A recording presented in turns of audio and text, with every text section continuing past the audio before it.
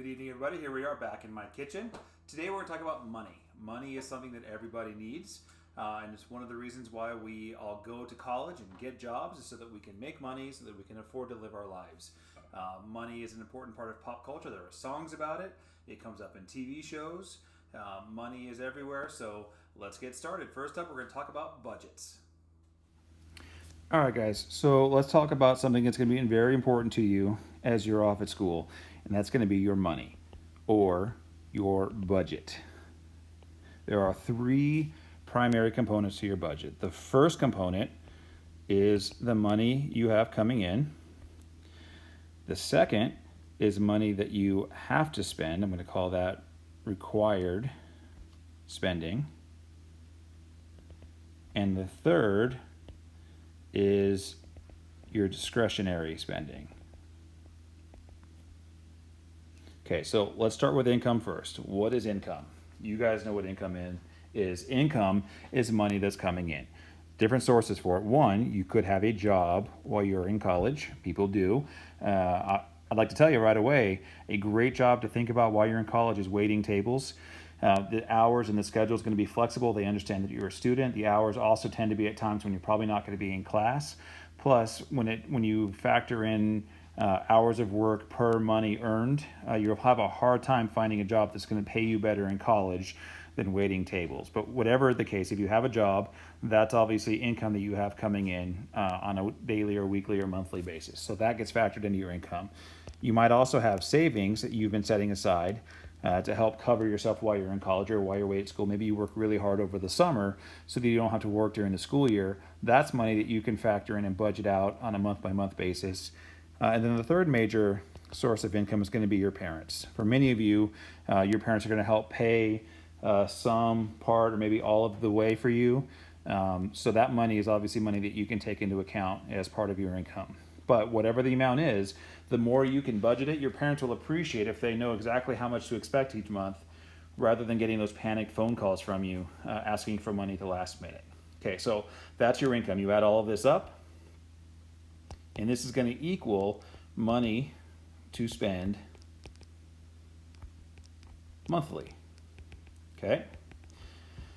So now that you know how much money you have, the second thing to do is go into column 2 here and write down all the things that you have to spend money on, all the things that you're required to spend that you have no choice about. This could be things like paying your rent. You need somewhere to live.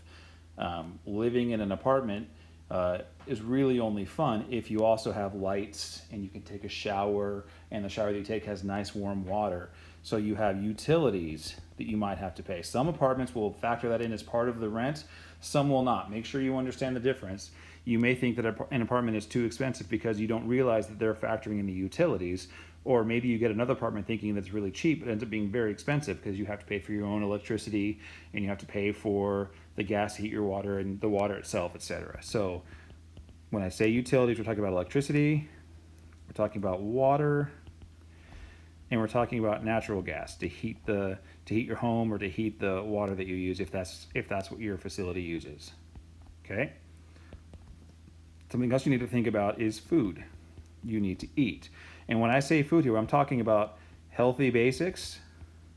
I'm not talking about all the bells and whistles and all the crazy stuff. You'll hear lots of stories from people about all their time eating top ramen or a cup of noodle or things like that while they're in college. That's because food can be expensive and you might want to use your money for something else. But the healthier you can eat, the more you're fueling your brain and getting yourself ready to do well in college. So a required option or required thing you need to spend money on is food, especially the healthy basics. You also need some basic clothing, especially if you're heading off to Chicago, Boston, some area where the weather may be very different than here in Southern California and Orange County, where weather is basically non-existent. So you'll need jackets, and you'll need warm shoes, and you'll need snowshoes, and you'll need gloves, and you might need umbrellas. There's all kinds of things that you won't even think about. I'll tell you this, though. Don't go and buy a jacket here or a coat here and take it with you to Chicago. Wait till you get to Chicago. The coats that you can buy here, even at places like Burlington Coat Factory, are designed and intended for Southern California weather, and they won't keep you as warm in the Chicago winter or in the Boston winter as coats that they're selling there. I know that sounds weird, but it's true. So we've got rent, You've got somewhere to live, you've got lights to study by, you've got food to eat while you're studying, getting smart, you've got clothes to wear while you're studying. You're also going to need transportation to get around. Some of you will be taking a car, and if you are, keep in mind all the expenses that go along with having a car. If you're not going to have a car, or even if you are but you don't want to use it every day, there are other options that are going to be good, cheap options that can go into this required category. Things like taking the bus or the subway if you're in an area that offers it. Okay? These are your options when it comes to required spending. You have to get to school. You have to get to your job. You don't have to take Uber or Lyft. That's going to be in the discretionary category. Okay, so we've got rent, we've got utilities, food, clothing, transportation. The last major thing is going to be things like books and some of the costs that go along with being in school. Okay, you have to factor those things in and think about it and be ready. Books are going to be very expensive for you. So if you're paying for those yourself, you need to factor that into your budget. And rather than you can't pay back your books necessarily. What you want to do is in the fall semester be thinking about your spring semester books and setting money aside so when it's time to buy spring semester books, you have the money available. Okay, so this is kind of a budget for required spending for college. One thing that I'll add for after college is savings. In college, it may be hard to save up very much money. After college, I'll tell you, number one, max out your company's retirement plan, whatever it is, a 401k, whatever they offer. Max out however much you can put in there, especially make sure that you max out the matching amount that your company may offer. If they offer to match dollar for dollar up to a certain amount, make sure you put in at least that certain amount. That's free money that the company is giving you. Okay, the second piece of savings is 10% of every paycheck. Set it aside right away. The second you get that paycheck, take 10%, put it aside. Some banks will let you have multiple accounts, multiple savings accounts. Have one that's your active everyday savings account and have one that's separate, that's your rainy day fund. And don't ever touch that money unless you have to. That's going to be your emergency fund for things like flat tires or a new transmission on your car. Or later on, if all of a sudden your kid comes home and says, I have to pay tomorrow for sixth grade science camp and it's $300. That's where you go and get that money for those extra things that may creep up along the way, rather than having to dip into your other savings or worse, into a credit card. So 10% of every paycheck, set it aside. If you get in that habit early, you'll always have a rainy day fund. And you may think, well, I could be using that money to have fun with my friends right now. Just remember, when you're young, everybody's poor, and that extra 10% won't matter to you much now, but it'll make a big difference for you later when you don't have to dip into a credit card to have credit card debt. Okay. The third section here is discretionary spending, and these are things like going to the movies and eating out, and even some of the food that is more like fun food, so snacks and treats and unhealthy things. Okay, this is going to include going to concerts, including, I know you think it's required, but it's not. That includes going to Coachella. That's also going to include all the clothing that you're going to need for the quote-unquote going out. And then this is where the additional transportation comes in. This is where you're going to have your Uber and your Lyft and things you don't need to pay for. It's also going to include, going back up to food delivery. It's very expensive. Okay? This is all discretionary, and I'm not saying you shouldn't do any of these things. Just remember, these are things that you don't have to do, and if you can't afford to do it based on your budget, do not use a credit card for any of these items, ever. Okay? That doesn't mean use credit cards here instead. This is credit cards in absolute emergencies only. If you have to regularly use a credit card to pay for your required spending items, you need to revamp your budget to better fit your financial reality. Okay, so we've got our 3 columns, and I know none of them are really complete. There's going to be things I didn't think about. So you've got column 1, which is your total amount of money. Okay, from that, you're going to subtract column 2, and whatever's left is your discretionary money. And if your discretionary budget is larger than the actual amount of money you have for your discretionary budget, you need to revamp your budget or reset your expectations to better match the reality of the amount of money you have. Okay? So now let's talk about credit cards. There you go. A little bit of info on how to make yourself a budget. One thing to always remember is budgets are only worthwhile if you actually follow them. If you do a good job and you set up a budget and you never follow it, it might as well have never been done. It's like studying for a test but then never taking it, or worse, studying for a test and then forgetting everything you studied. One thing that will help you doing a budget is keeping track of where all your money is coming and going. And if you do that, you can be sure that the money that you're spending is planned, and you won't need to rely on things like credit cards. So let's talk about credit cards. Okay, so we just created a wonderful budget, and once you've crunched all of your numbers, you've realized that you actually don't have enough money to live the lifestyle that you want to live. It's going to be very tempting for you to think about getting a credit card. Before we talk about the evils of credit cards, let's first talk about what credit is. I know we've mentioned this in class, and maybe you in AP Macro might already know this.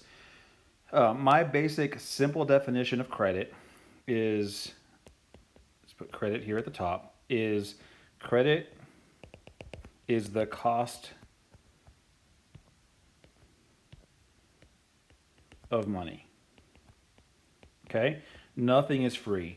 When you get a credit card, essentially what you're actually getting is an unsecured loan.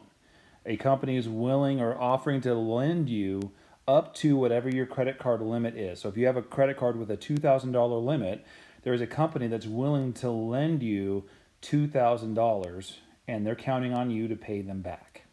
Okay? Credit cards are loans. And not only are credit cards loans, credit cards are very, very, very expensive loans. You guys may have noticed over the last couple weeks, couple months, as we've been on this kind of nationwide economic shutdown and lockdown, that a lot of automobile companies are advertising their cars, and they're offering 0% credit if you buy a car right now, because they're trying to entice people to still buy their vehicles. 0% credit basically means they're giving you money for nothing. Credit cards aren't going to do that. My wife and I just got an offer today to refinance our house. The interest rate they're offering is 2.999%, or basically 3% over the life of our loan, which would be just under 30 years. That's a lot of money, but 3% is really low. The best credit card we have has a percentage interest rate of 9% a year. You guys, as college students, are more likely to find credit cards in the 20s percentile range, anywhere between 20 and 30%. What that means is for every $100 that you're spending, you're paying $20 to pay it back. So you go and you buy a $100 pair of shoes, and you don't pay it back this month. If you take an entire year to pay this back without ever paying anything down on it, over the course of that year, an additional $20 is going to be added. This is interest. Now that $100 pair of shoes is costing you $120. And what's worse, it's not a straight $100, it's compound interest. So the first month, they're going to break it down. Let's go with 12%, so 1% a month. You buy $100 at 12%. At the end of the first month, you're going to have 1%, so it's $101. At the end of the second month, when they compound the interest, it's going to be at 1% again, but now it's 1% of $101, not 1% of $100. And it adds up, and it adds up, and it adds up. And at the end of it, you end up owing a lot more than what you spent in the first place. Okay. The other side of compound interest is the same thing works for you in your savings accounts, especially your retirement accounts. And the magic of compound interest is how much it can grow a much smaller investment into a lot more money. But if you're using it with credit cards, it works against you. Okay, so my encouragement to you is to steer clear of credit cards. They're very, very expensive. Hopefully you guys all understand. What I would really like for you guys to try to consider and think about as you head out to college is do not have a credit card in your name during your freshman or sophomore year. Perhaps your parents want you to have a credit card in their name just in case an emergency happens so you're not stuck somewhere, and that's fine. But don't abuse it because your parents will take it away. I would encourage you, starting in your junior year of college, to start thinking about getting a credit card to establish your own credit rating independent of what your parents have.